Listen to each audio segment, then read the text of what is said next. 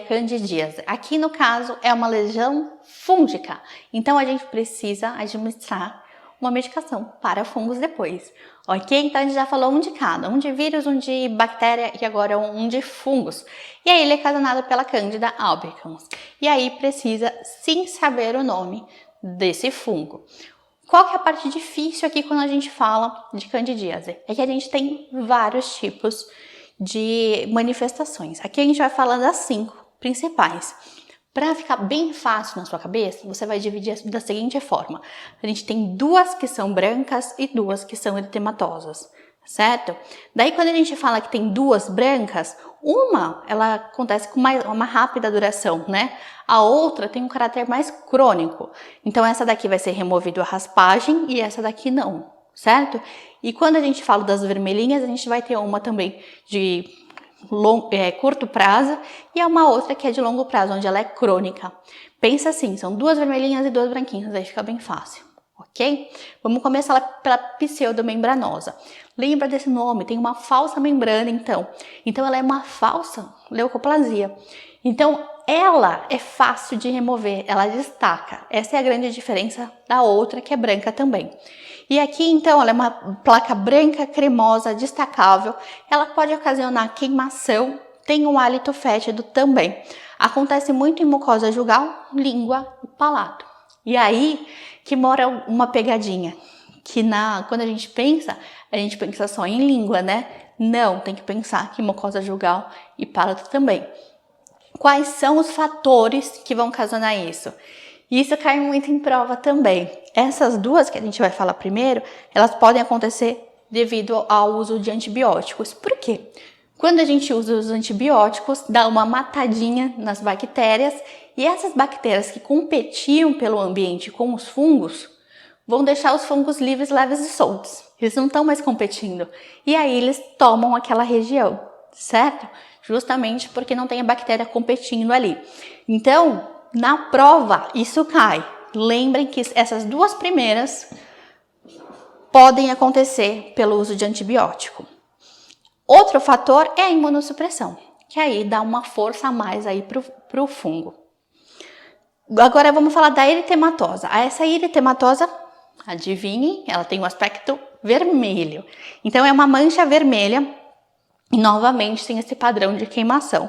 Acontece mais em palato duro, mucosa jugal e dorso da língua. Na manifestação, nos fatores associados vão ter os mesmos que a gente viu na pseudomembranosa, porém tem ainda a xerostomia e tem uma idiopática também.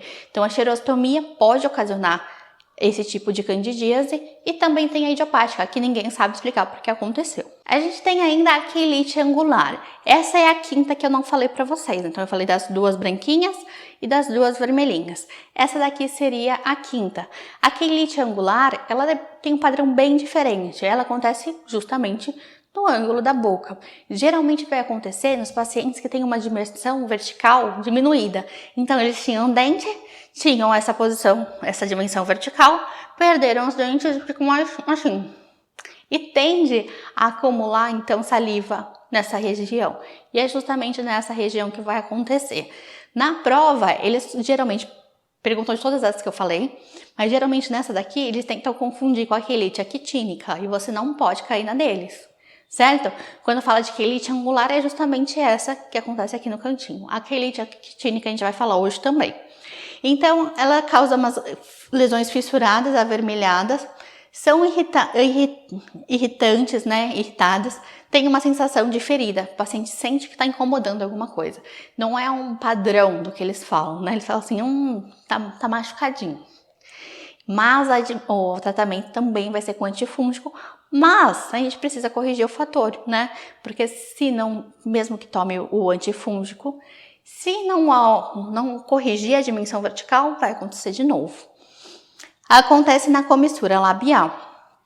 Fatores, pode ser idiopática, imunossupressão e geralmente está associado aí à dimensão, a perda da dimensão vertical. Aqui na candidíase atrófica crônica, ela é o nosso outro padrão de lesão que acontece avermelhadinha. Aqui, lembre do crônica, você vai lembrar que é aquela de longo prazo.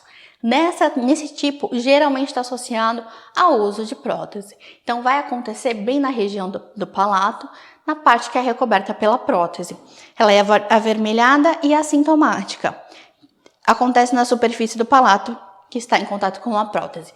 Falou que tem prótese, você já tem que pensar na atrófica, certo? Agora só falta a gente falar da outra que é branca. Na outra branca, o nome já é bem sugestivo. Ela chama hiperplásica.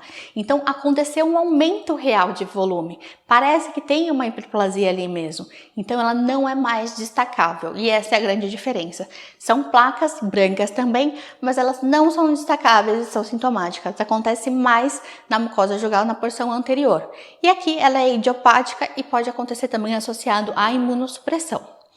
E o tratamento? Todos eles você precisa administrar um antifúngico, onde a primeira opção é sempre a nistatina. Como que acontece? Isso é algo que vocês têm que ter na manga sempre. Sempre ter anotadinho no caderninho, porque vira e mexe aparece isso no consultório. Você vai passar a nistatina de 200 mil unidades internacionais, UI, né? A 400 mil, que seria a concentração. Ela vem numa forma de pastilha. Então, você pede para o paciente colocar na boca e deixar dissolver. Vai dissolver 1 ou 2 por dia, então 200 uma, 400 2. E essa pastilha coloca na boca e deixa uma dissolução lenta. Tem que fazer 4 a 5 vezes por dia e o tratamento é de 10 a 15 dias. Mas tem que orientar aí o paciente da importância de completar esse tratamento. Tem também na condição de suspensão oral, e aí é bochecho e é importante que tenha deglutição também. Sempre é bom ver qual que é aquele que você vai prescrever. O micostatin, por exemplo, tem que ter a deglutição, então tem que olhar ali na bula. Fechado?